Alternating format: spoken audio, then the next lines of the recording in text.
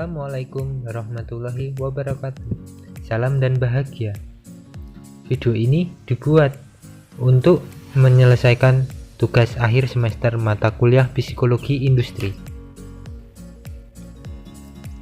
Seleksi dan rekrutmen dibuat oleh Rio Muhammad Febriansyah, NIM 2018 008387, kelas 5A10 Manajemen Universitas Sarjana Wiyata Taman Siswa.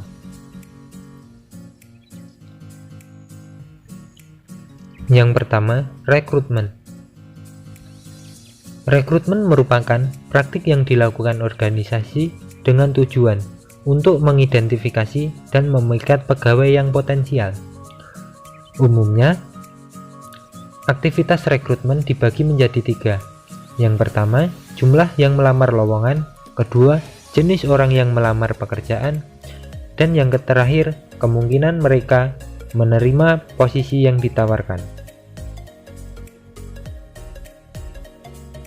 Selanjutnya, sumber-sumber rekrutmen. Sumber-sumber rekrutmen dibagi menjadi 3 sumber.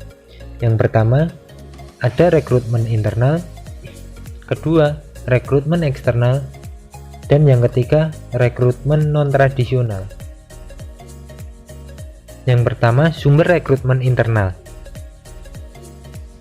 Biasanya, perusahaan akan mengambil orang dari dalam perusahaan guna memenuhi lowongan pekerjaan yang mereka buat. Adapun rekrutmen internal dibagi menjadi 3. Yang pertama, karyawan yang ada. Banyak perusahaan mempunyai kebijakan memberi informasi kepada karyawan yang ada tentang lowongan pekerjaan sebelum berusaha merekrut dari sumber-sumber lain. Kedua, karyawan sebelumnya. Perusahaan mungkin memutuskan merekrut karyawan yang sebelumnya pernah bekerja untuk organisasi tersebut. Secara khusus, mereka adalah orang-orang yang pernah dirumahkan atau pernah bekerja musiman di perusahaan tersebut. Ketiga, rujukan karyawan yang ada.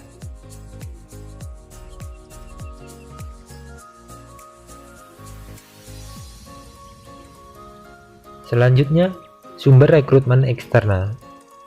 Sumber rekrutmen eksternal ini mengambil calon pelamar dari luar perusahaan melalui beberapa media, di antaranya adalah iklan cetak, iklan internet, agen tenaga kerja, pelanggan, magang, agen pembantu tenaga kerja temporer, rekrutmen perguruan tinggi, dan rekrutmen peristiwa khusus. Sumber yang ketiga, rekrutmen non-tradisional. Pool rekrutmen non-tradisional meliputi narapidana, penerima jaminan sosial, manula, tenaga kerja dari negara lain, dan lain sebagainya.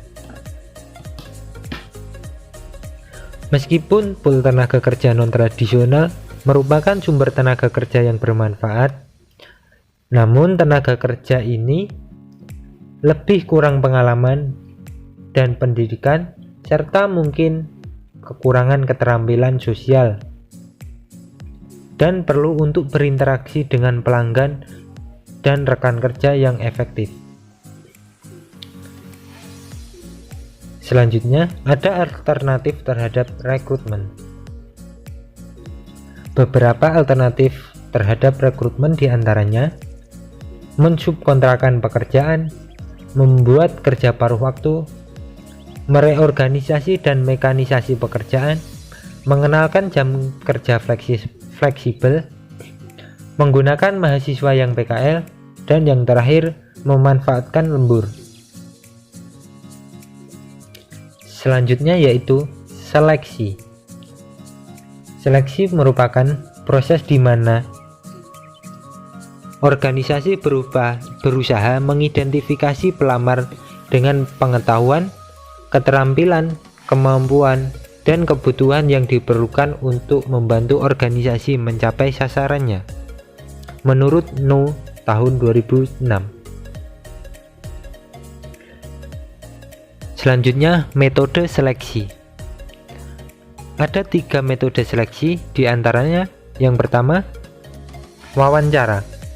Wawancara merupakan sebuah dialog yang diprakarsai oleh seseorang atau lebih untuk mengumpulkan informasi dan memulai kualifikasi pelamar untuk suatu pekerjaan. Kedua, rekomendasi dan referensi. Metode ini merupakan metode guna mendapat informasi tentang latar belakang pelamar sebelum wawancara. Informasi ini dapat diperoleh dari orang yang mengetahui orang tersebut melalui cek referensi. Metode yang ketiga yaitu seleksi. Aneka jenis tes dapat digunakan untuk menyeleksi karyawan. Jenis tes tersebut diantaranya tes kinerja, tes kemampuan fisik, tes kemampuan kognitif, tes motivasi dan kepribadian, tes kejujuran, tes proyeksi, tes kemampuan kepemimpinan, dan metode pusat penilaian. Demikian video ini dibuat, lebih dan kurangnya saya mohon maaf. Jangan lupa like dan subscribe. Sekian, salam dan